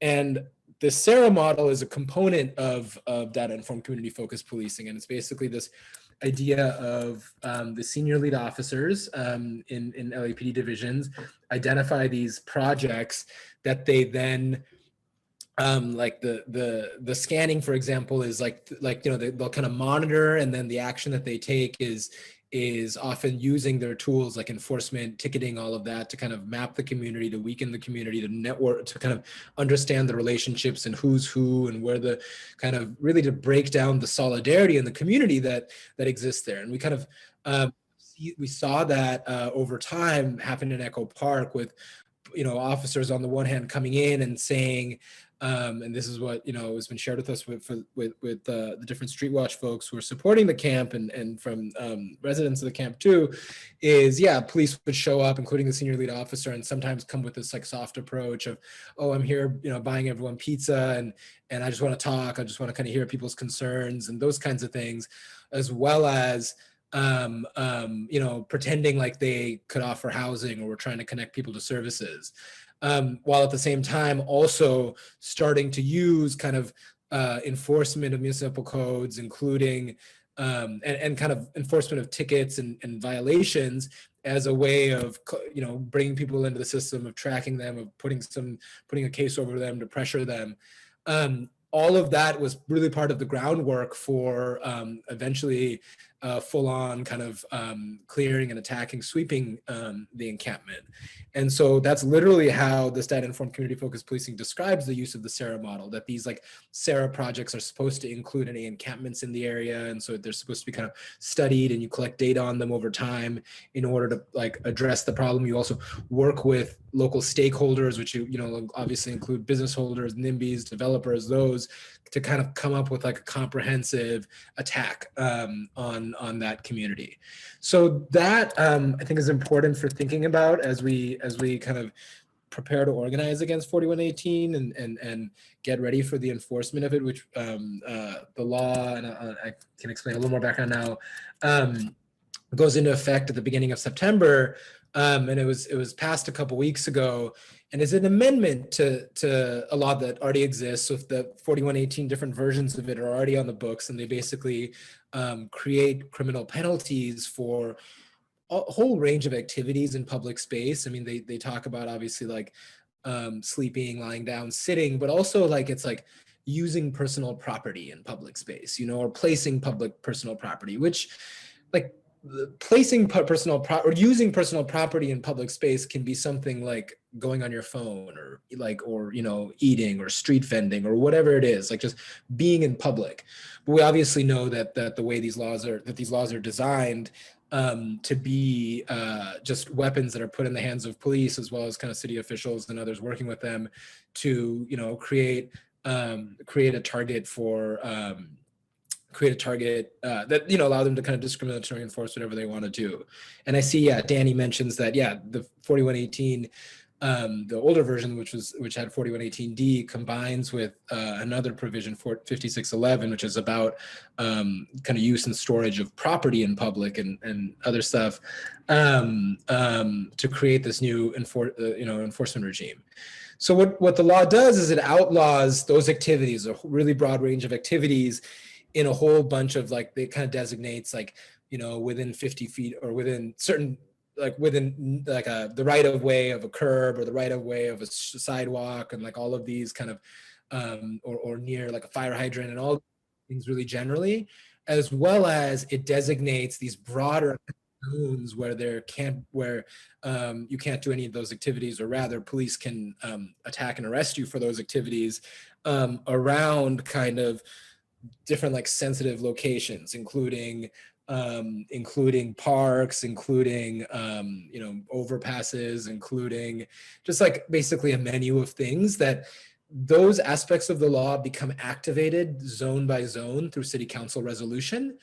As well as you know, now they're debating putting Councilmember Buscaino as also they're going to add like schools to that. And so basically what that does, this kind of resolution by resolution, zone by zone mechanism, is a way of sort of really suddenly like transferring and putting a lot of power in the hands of the city council members to designate areas in their district for kind of, you know, population control and enforcement and segregation. So they can now each designate, okay, I'm going to target that place that's now going to become, you know, uninhabitable or for poor people or you know, a place where police can attack. And obviously they're going to do that in response to what they're hearing from their developer friends, from their NIMBY friends, and all of that.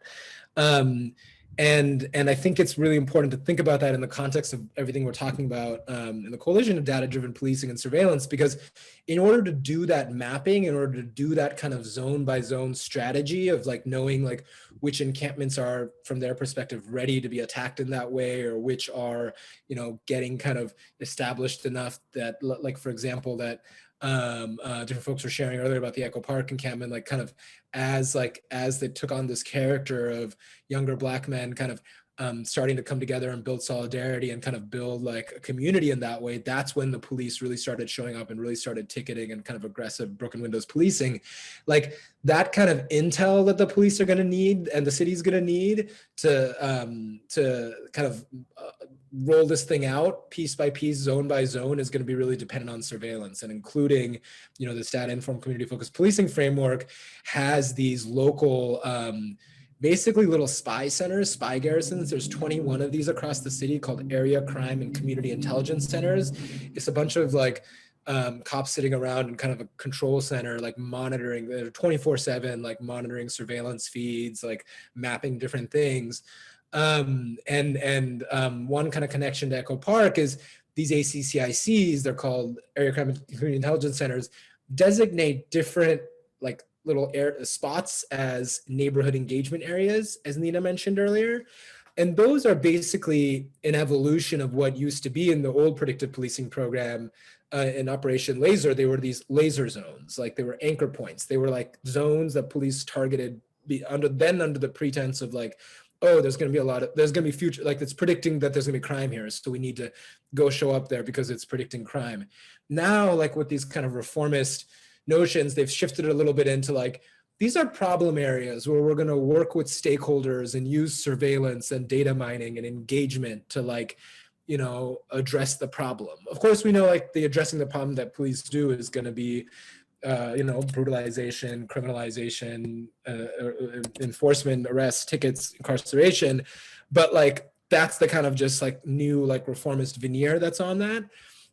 And part of why I bring this up is like the day that the park opened again after the kind of closure and the quote unquote repairs that they did and putting up all the surveillance cameras, LAPD deployed a bunch of cadets that were just kind of sitting around or standing around and like passing out these maps. And I think the cadets were like showing and I don't have a picture of it now, but it's the coalition, we've shared it before. The maps, like, I think they were trying to show the maps to show like, look, this is a map of all the crime in the area. And they kind of like had some little notations, but it was a map produced by this like spy center, and it designated Echo Park as well as near MacArthur Park and a couple of other spots like that as these neighborhood engagement areas, these kind of zones that are being targeted for this like sort of soft hand of building up kind of the arrest and criminalization in order to target them. So that's kind of, you know, just like we saw, just like was described how that model, and LAPD literally says that they use the Sarah model to kind of over time map and attack the community in Echo Park. That's going to, I think, be integral to how they, you know, figure out their piece by piece, zone by zone strategy of implementing 4118. And obviously the eventual goal is to kind of, is to banish and to criminalize homelessness across the whole city. But yeah, so that's just wanted to share that about 4118. But if others, I know there's a lot of people here in kind of from different spaces and different areas working on issues around 4118 and around how the relationship between policing and displacement and criminalization of poverty. So anyone feel free to add anything that to me, or if you have questions, please speak up.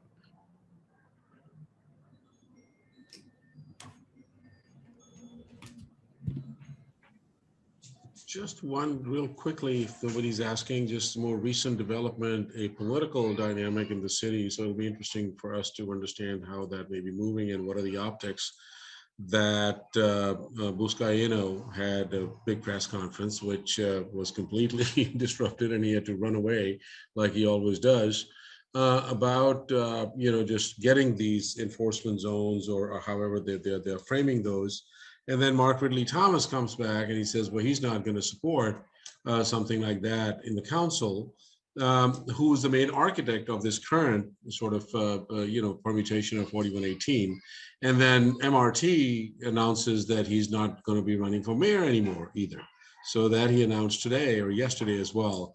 So I just want to hear like folks who've been, you know, just have a question to folks as well who've been organizing around, you know, just in Skid Row and other places as well, that how do you see these political dynamics playing out? Because obviously Buscaino is coming out strong and wants to be that law and order and, you know, removing these undesirables and, you know, clean up your neighborhoods and all that kind of stuff. This is Danny. Can I speak to Buscaino for a second, since he was my council member for many? Yeah, I think you just got muted though, Danny.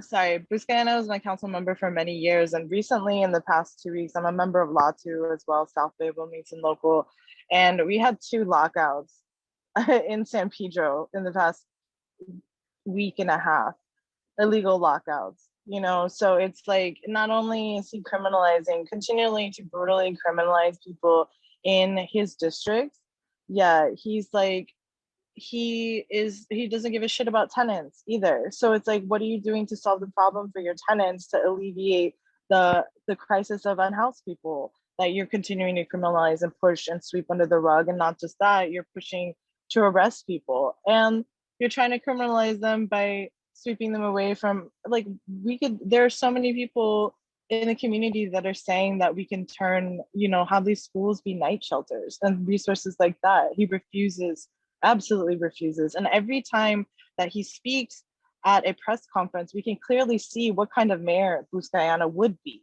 He rules, he's a cop. So of course he's gonna initiate these policies that act like martial law, you know, because he's planting these seeds. He's paving the road to show us what kind of mayor he would be. And I think that's incredibly dangerous.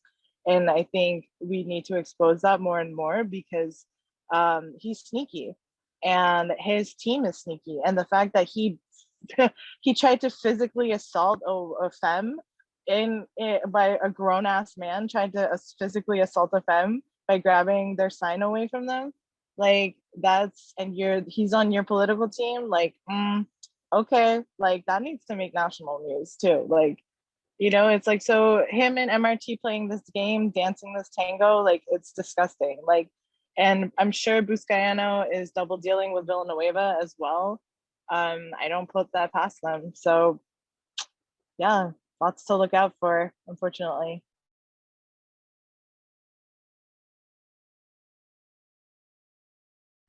Yeah, I wanted to add to that. Thank you for sharing that, Danny, about the Buscaino press conference yesterday. And also today, Joe Buscaino put forth a resolution that was a ridiculous political stunt, where he wants to ban camping around every single school in LA City. He had a giant 50-page list of every school in the resolution. It was like literally like 50 pages, which shows you too, he's basically clearly saying, see, homeless people, the scary Black homeless man is dangerous, so they shouldn't be anywhere near children, is what that is, the narrative he's trying to push. And what I sensed yesterday at the press conference, where we had two blonde white ladies as like school moms, you know, at the charter school or whatever, there next to him.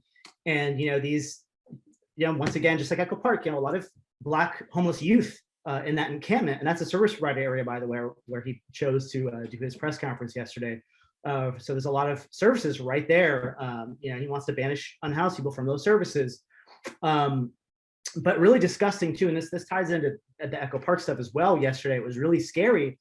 I was at LA Can when we sort of, you know, last minute planned with Attack and LA Can and Street Watch folks showing up to that press event he did yesterday, and we said clearly to everyone, let's be peaceful there. We're going to hold signs and chant and just like shut them down. Just that's it. We don't want to get arrested. We don't want, you know. But in the back of my head and talking to LA campus, it was like all it takes is one fucking NIMBY or Brandomir from Joe Buscaino's camp to do some bullshit that will escalate everything. And the cops are going to, what are they going to do? They're going to target the people of color there probably first. And that's what I sensed was about to happen. It was really terrifying. You didn't really get it in some of the footage that was released, but when his aide, you know, pushed the Street Watch member, they grabbed her sign and pushed her. Immediately, there were about 20 cops across the street that all sort of came to settle it. And they immediately, I thought they were going to arrest my friend Gustavo, who used to be an Echo Park resident, who's now really involved. And they were really, because he was angry, and they immediately were just kind of surrounding and looking at the folks who were protesting with signs. And I was terrified. I threw my body in front to say, no, no, no, no. And I thought I was getting arrested too. And it just felt like, wow, they did this on purpose. And the media is rolling with this idea. I've seen LA Times piece where they make it sound like it was the activists' fault that this happened. It was the angry, aggressive activists who showed up to disrupt, you know, and they want homeless people at, you know, near children. You know, it's really gross. And yeah, Gustavo was amazing, but really scary to see that happen, you know, that this white man that works for Brother Buscaino escalates shit, and immediately it's the poor folks of color who were targeted by LAPD right there. And I did want to make a quick point about Echo Park Lake in 4118 as well. And I appreciate Matthias bringing it up, and Shakir. I didn't make this point earlier that really the escalation of police interaction and harassment at Echo Park Lake, I don't think it is not a coincidence. You know, I witnessed it, that as soon as multiple young Black men were suddenly living at that camp at Echo Park, you know, the northwest lawn there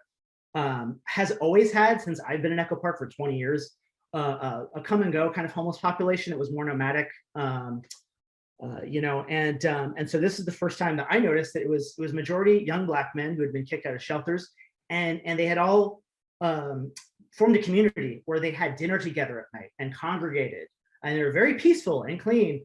And that's what felt like clearly was the threat to the city and to the real estate white gentrifiers there. They hated that young Black men were living at the park and openly having meals together.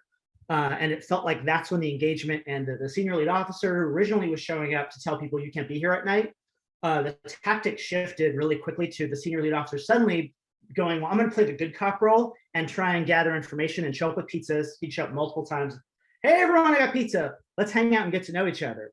So he played that role, and it was the park rangers that did the dirty. We're coming in to like crash and bang and cite people for having their tent up, arresting people for smoking during the day while the white folks are drinking rosé and smoking vape pens, you know, on the other side of the park. And so that was sort of a coordinated. You could see in the NIMBYs across the street were taking pictures and sending emails, and you got to get rid of these. This camp, it's horrible, it's horrible.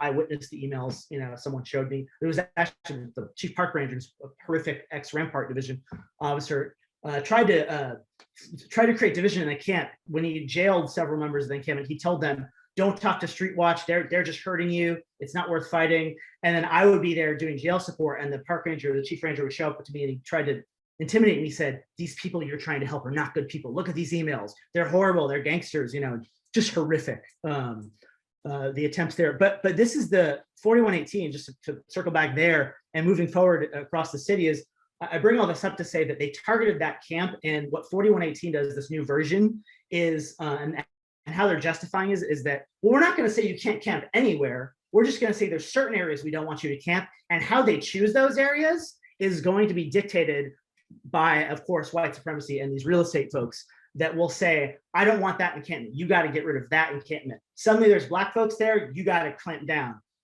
Because before those folks arrived, who were mostly younger Black men, I did not see nearly the amount of attention on that camp.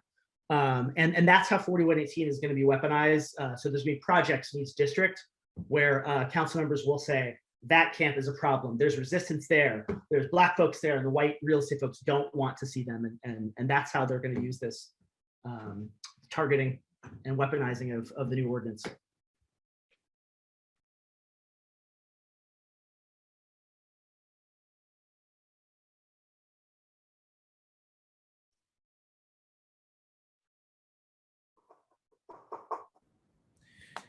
Thanks, Chad. Yeah.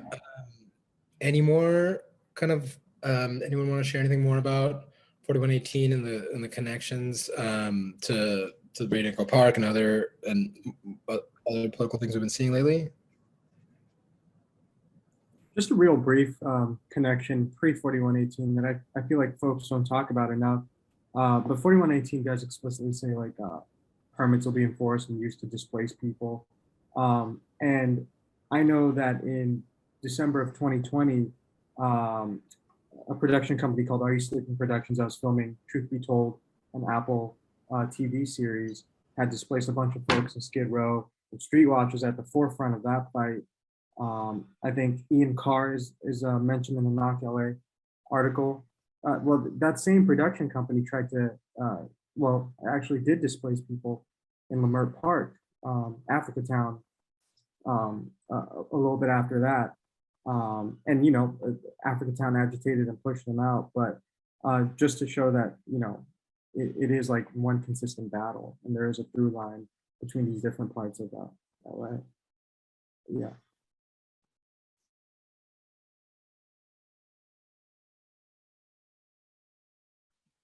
And Matthew, they asked what production company it was? They're called Are You Sleeping Productions. They worked on the show Truth Be Told on Apple TV.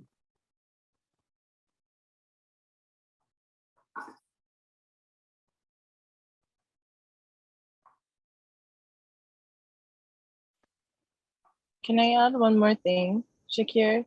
To Yeah. add to what Jed was saying, like this is like a very blatantly racist law, 4118, right? Because not only is it affecting, like that's why I was talking about tenants earlier, because if tenants become evicted, they are more likely to become unhoused, right? Like if they don't have options, especially during this pandemic, you know, et cetera, folks are still working. Folks have had traumatic things happen to them in the past year and a half. There are many reasons why people go unhoused, right? So if we don't have those services, if we don't have those things in place, right, you know, and not only is it gonna target those people that are gonna be unhoused, it's targeting people that are street vendors, it's targeting people that are street musicians. It's potentially going to target anybody that's on the street, right? Like this is going to be coming down to a human right. I mean, it's a human rights issue, and it's blatantly racist because it's like, okay, if you're black or brown and you're just standing on the street, you're putting something on the street, you're sitting on the sidewalk, happens to be in front of a fire hydrant, in front of a school for a second while you're waiting for your bus. What is going to happen? That's an incredibly escalated situation already, like because of 4118, right? That puts that many more people's lives at risk for the police to come. So yeah, this is an incredibly blatantly racist policy.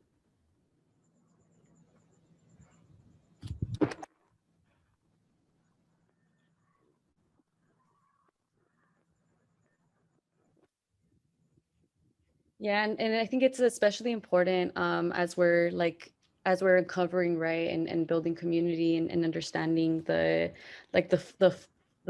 state violence and the ways in which they're working together. I think being able to build community power is something that is, and I think in the report they also talk about like this, they try to taint like autonomy or autonomous spaces, or they try to make a joke out of that. But as we are building, right, those the community, either it's community power that is gonna be able to confront or to deal with a lot of the state violence that is existing. And so I think that it is important to connect those fights and to build within different communities as well, to be able to figure out how we can support one another, what resources and what privileges we have that we can be building and bringing in within our communities. So thank you all so much for coming into the webinar. I know that it's 6 p.m. or 6 to 8 p.m. So thank you so much for making the time to talk about these conversations and to look into this report, because it's fucked up how they talk about community. It's fucked up how they are able to create this narrative without understanding care for the fact that they created this crisis. Like it's not a housing crisis when it's deliberate by the state. So I think just as we're wrapping up, I just want to leave it open for folks who might have announcements, who might have events, or could plug in folks for how they could support. So if anyone has any announcements for different actions or webinars as well, feel free to. I do just want to plug really quickly. Billion mentioned Downtown Crenshaw, which is a Black-led, self-deterministic effort to buy the Crenshaw Mall and have it serve the Black community in Crenshaw, the Crenshaw community as a whole. And so if you could just log on to their site, plug in with them, sign the petition, donate $5, put 5 on it as they put it, and plug in with them on IG. I will plug their details in the chat. 2 days left. I second that. Downtown Crenshaw is 2 days left to stop the sale. All right, thanks. We have a sweep down in Joe Buscaino's district on Thursday that is slated to start at 6 a.m., but the pigs don't usually show up until about 9 or 9:30, maybe 8:30 sometimes, if anybody is around and can make it. I know he's probably pretty hot considering what happened yesterday. So I think having a lot of eyes on a sweep in his district would be great. Currently, I think we only have about 2 to 3 activists that show up for sweeps at a time, and we need help moving. So if anybody has a truck, that would also be helpful. Thank you.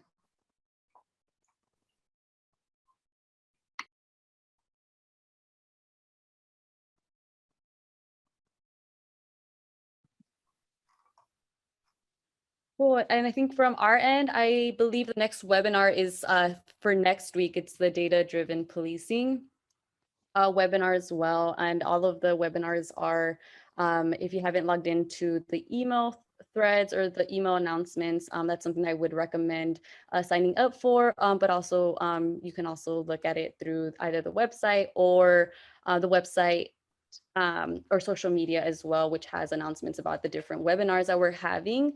And yeah, I feel like if anyone, does anyone else have any other reports about any of the other webinars?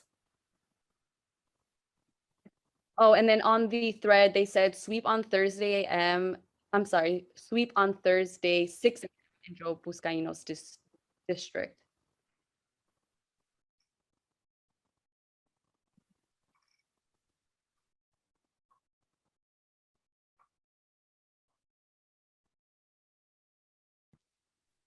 And they're just asking folks if there's a meeting spot, or is there a way to be able to either, is there a point person that they could connect with, or is there a specific meetup spot?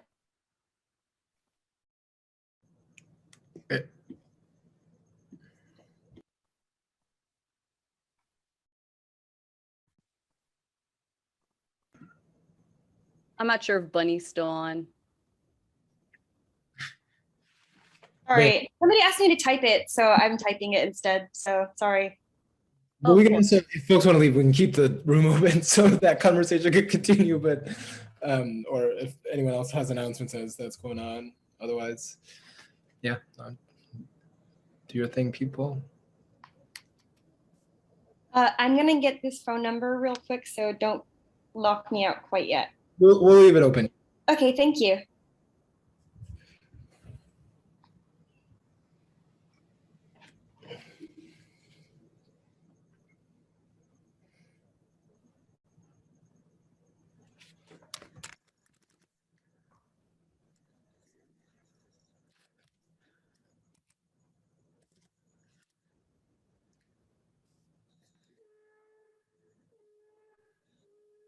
In the meantime, I can read Brother Pancake's message for us because it just came to me directly, like, let's continue to fight, mobilize, strategize, for we will win.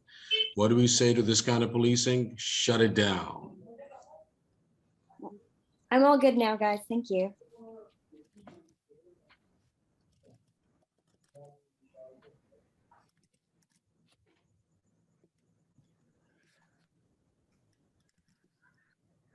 As Pancake says, shut that shit down.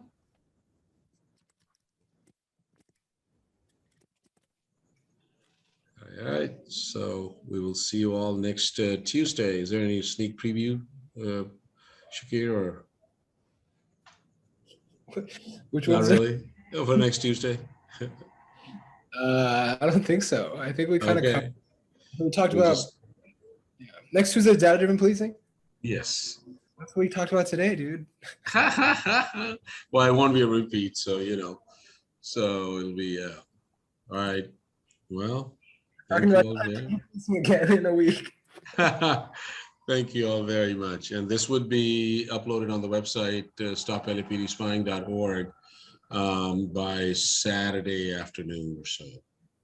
And we're also trying to see if we can then use this trying to get access to this technology where we can start putting transcripts out there too. So if folks would like to read it as well, so hopefully it'll be available.